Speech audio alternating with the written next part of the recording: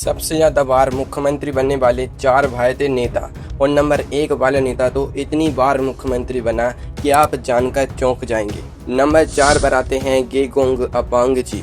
अरुणाचल प्रदेश के इस नेता ने कुल 6 बार मुख्यमंत्री की कुर्सी संभाली, लेकिन इनकी कहानी में एक ऐसा मोड़ है जिसे सुनकर आप हैरान रह जाएंगे। एक छोटे से आदिवासी परिवार में जन्मे अपांग जी अपर सियांग जिले के एक दूर दराज गाँव से निकले थे। 1980 में सिर्फ 33 साल की उम्र में इन्हें मुख्यमंत्री की कुर्सी मिली, और उसके बाद लगातार 19 साल तक कोई हिला ही नहीं सका।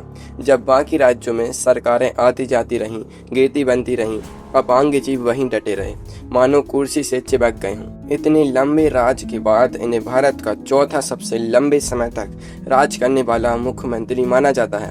राजनीति में एक पुरानी कहावत है, जिसकी लाठी उसकी भैंस, और अपांग जी ने 19 साल तक इसे शब्दशः सच कर दिखाया। अरुणाचल जैसे दूर दराज राज्य की सियासत दिल्ली की सुर्खियों में कम ही आती है, पर अपांग जी का यह रिकॉर्ड आज भी इतिहास की किताबों में दर्ज है। पर कहानी में एक बड़ा मोड़ अभी आना बाकी है।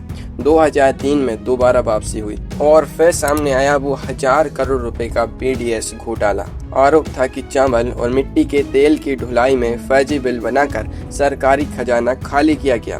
2010 में अपांग जी को गिरफ्तार कर लिया गया। धोखाधड़ी और जालसाजी की धाराओं में मामला दर्ज हुआ।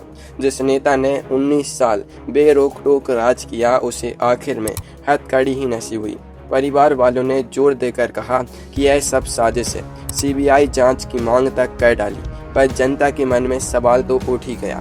दल बदलने के मामले में अभी माहिर निकली, कांग्रेस छोड़ी, अपना अलग दल बना लिया, फिर भाजपा का दामन थामा, वहां भी टिक नहीं पाए, आखिर में अपना नया दल लेकर मैदान में उतरे।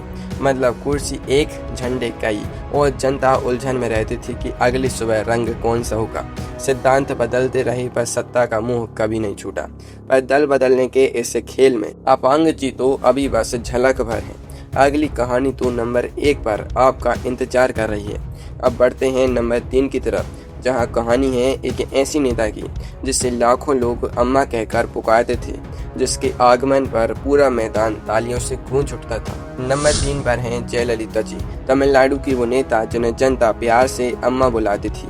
कुल 6 बार मुख्यमंत्री बनी, लेकिन हर बार की कहानी में एक नया नाटक जुड़ा हुआ था। समय तक उन्हें पुरातची थलाई भी यानी क्रांतिकारी नेता कहकर पुकारते थे, और उनकी एक झलक पाने के लिए हजारों लोग घंटों धूप में खड़े रहते थे। एक जमाने में मशहूर अभिनेत्री रहीं, लगभग 140 फिल्मों में काम किया, फिर एमजीआर की छांव में राजनीति में उतरी। 1987 में जब एमजीआर का निधन हुआ, दल 2 हिस्सों में बढ़ गया। एक तरफ एमजीआर की पत्नी जानकी, दूसरी तरफ जयललिता जी। यह लड़ाई इतनी तीखी थी कि सड़कों पर झड़पें तक हुई, पर आखिर में पूरे दल पर जयललिता जी का ही कब्जा जमा।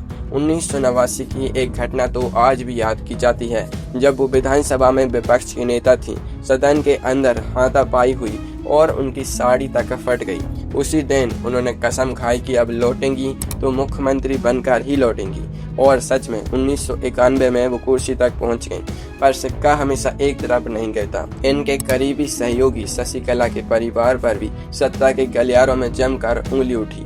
1995 में अपने गोद लिए बेटे की शादी इतनी भव्य रखी कि पूरे देश में इसकी चर्चा हुई।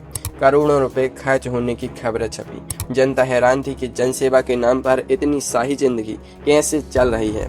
बेहिसाब संपत्ति के मामले में 2014 में जयललिता जी को दोषी करार दिया गया, जेल भेजा गया और मुख्यमंत्री पद छिन गया। लगा कहानी यहीं खत्म हो गई, लेकिन कुछ ही महीनों में अदालत से बरी हुई और शान से वापसी की। कहते हैं ना, जितनी बार गिरो उतनी बार उठो, और जयललिता जी ने इसे हर बार सच कर दिखाया। 2016 में 6ठी बार शपथ ली, पर इस बार किस्मत ने साथ नहीं दिया। अस्पताल में भर्ती हुई, महीनों इलाज चला, और दिसंबर में इस दुनिया को अलविदा कह दिया। मुख्यमंत्री की कुर्सी पर बैठे बैठे ही उनकी कहानी खत्म हुई।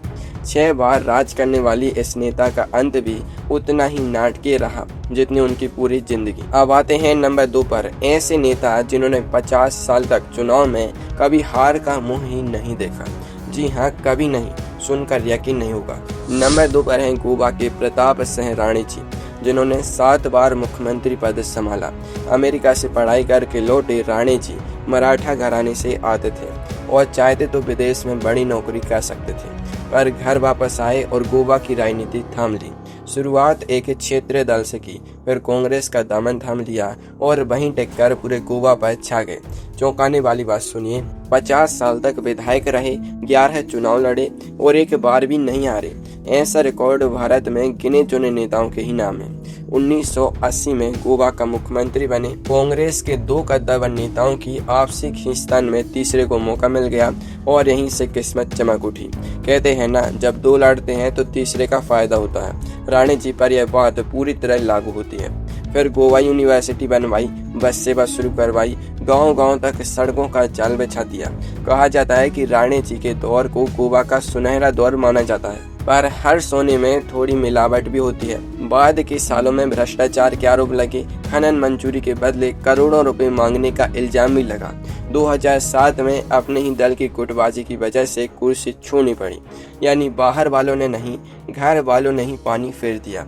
बेटा मंत्री बना, बहू विधायक बनी, यानी सियासत पूरे परिवार की रग रग में बस गई।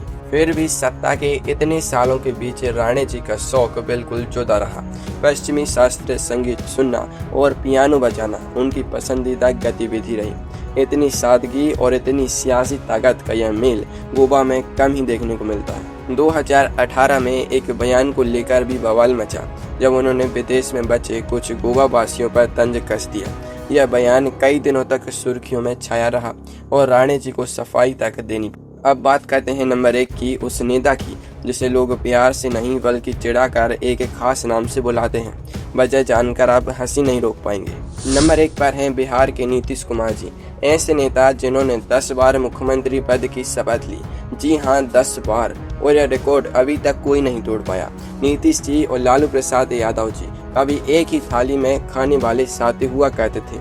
जेपी आंदोलन के जमाने से साथ थे, पर सत्ता की कुर्सी ने दोस्ती को दुश्मनी में बदल दिया, फिर दुश्मनी को दोबारा दोस्ती में, और यह चक्र दशकों तक चलता रहा। पर कहानी की शुरुआत बड़ी अजीब है।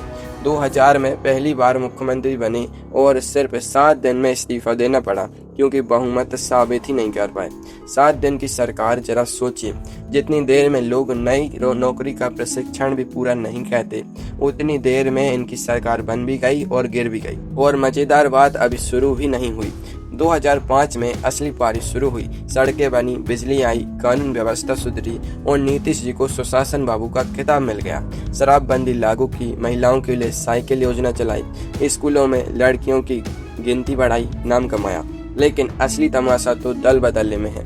जरा हिसाब लगाइए, 2013 में भाजपा से अलग हुए, 2015 में राजद और कांग्रेस से हाथ मिलाया, 2017 में फिर भाजपा के साथ चले गए, 2022 में दोबारा राजद के पाली में लौटे और 2024 में एक बार फिर भाजपा में वापसी कर ली। गिनते गिनते सांस फूल जाए, इतनी बार पाला बदला कि रंग बदलने में गिरगिट भी शर्मा जाए। यही वजह है कि विरोधी उन्हें चिढ़ाकर पलटू राम कहकर बुलाते हैं, यानी हर मौसम में पाला बदलने वाला नेता। 2025 के चुनाव के बाद 10वीं बार शपथ ली और यह पूरे भारत के इतिहास में किसी भी मुख्यमंत्री का सबसे बड़ा आंकड़ा है। न करुणानिधि, न बादल, न जामलिंग, कोई इस नंबर के आसपास भी नहीं पहुंच पाया। पर सबसे बड़ा मोड़ तो अभी बाकी था। 10वीं बार शपथ लेने के कुछ ही महीनों बाद नीतीश जी ने अचानक मुख्यमंत्री पद छोड़कर राज्यसभा का रुख कर लिया। यानी जिस कुर्सी के लिए पूरी जिंदगी दल बदलते रहे, आखिर में उसे अपनी मर्जी से खुद ही छोड़ दिया। बिहार की राजनीति में यह किसी झटके से कम नहीं।